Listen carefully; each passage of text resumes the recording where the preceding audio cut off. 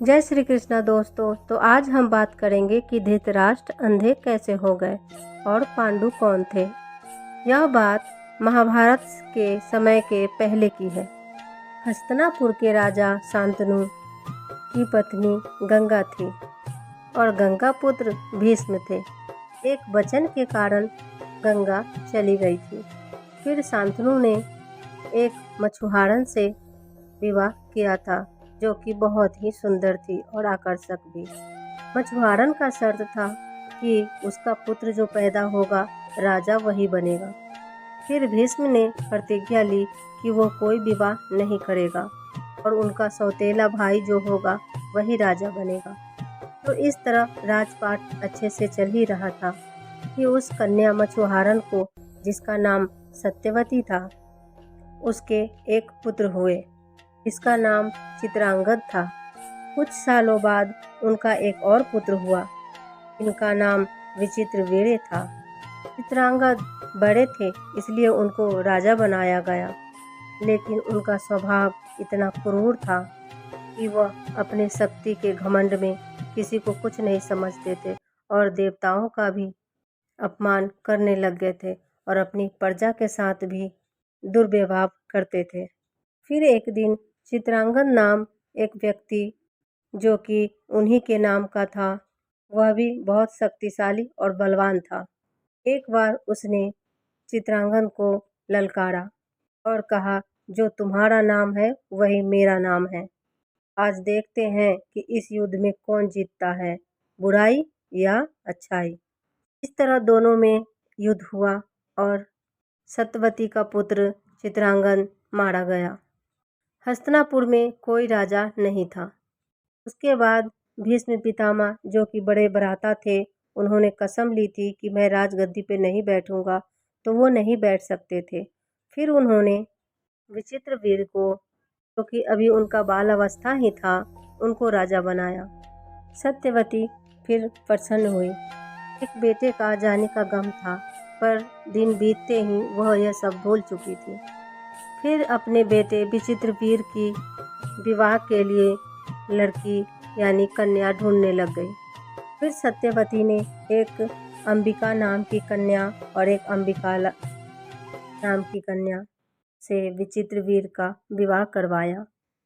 विचित्रवीर्य का दो पत्नी थी, जिसका नाम एक अंबिका था और एक अम्बालिका। कुछ दिनों बाद विचित्रवीर्य का भी मृत्यु हो गया। फिर सत्यवती चिंतित रहने लग गई। उन्होंने सोचा कि हस्तिनापुर को वारिस अब कौन देगा। फिर उनको ध्यान आया ज्येष्ठ पुत्र का, जो कि वेद व्यास जी थे। सत्यवती ने जाकर उनसे आग्रह किया कि वो अंबिका और अम्बालिका को पुत्र प्रदान करें। फिर उन्होंने कहा कि ठीक है, अंबिका को निर्वस्त्र होके मेरे सामने भेजना, की दृष्टि से ही वह एक पुत्र पैदा करेगी। सत्यवती ने ऐसा ही किया। पहले बड़ी बहू अंबिका को उन्होंने भेजा। अंबिका परपुरुष के सामने यूं जाते हुए घबरा गई थी और बहुत डर गई थी, इसलिए उसने अपने आँख बंद कर लिए थे। वेद व्यास जी ज्ञानी थे, उन्होंने सत्यवती से कहा कि इनके पुत्र जो होंगे वो अंधे होंगे, क्योंकि इन्होंने आँख बंद कर लिया है। फिर उसके बाद सत्यवती ने अपनी दूसरी पुत्रवधू को भेजा, जिसका नाम अम्बालिका था। फिर इसी प्रकार वेद व्यास जी के सामने गई और घबरा के पीली हो गई थी, तो इनका पुत्र भी पीला पैदा हुआ। वेद व्यास जी ने फिर कहा सत्यवती को कि यह बच्चा स्वस्थ नहीं रहेगा, पीला पैदा होगा, क्योंकि अंबिका डर गई थी। सत्यवती को बड़ी चिंता हुई कि हस्तिनापुर में कोई राज्य चलाने वाला बुद्धिमान और स्वस्थ बच्चा क्या नहीं मिलेगा। फिर सत्यवती ने अपनी दासी से कहा, उनसे आग्रह किया और वेद व्यास जी के पास भेजा। दासी को अच्छे से समझाया, दासी समझ गई। वेद व्यास जी के पास दासी बिल्कुल वैसे ही गई, लेकिन दासी न घबराई न डरी, निर्भय होके खड़ी रही। फिर वेद व्यास जी के सामने जाके फिर वापस आई। वेद व्यास जी ने कहा इन कन्या को एक बहुत गुणवान बच्चा पैदा होगा।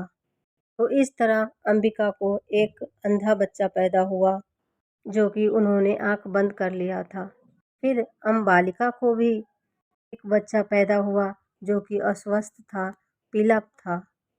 उसके बाद दासी ने भी एक बच्चा दिया जिसका नाम विदुर था।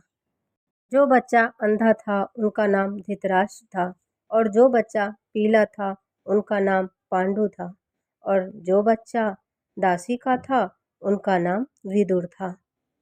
धृतराष्ट्र के 100 पुत्र थे और पांडु के 5 पुत्र थे। इन दोनों में महाभारत का युद्ध हुआ था। वीडियो अच्छी लगे तो लाइक और सब्सक्राइब जरूर कीजिएगा।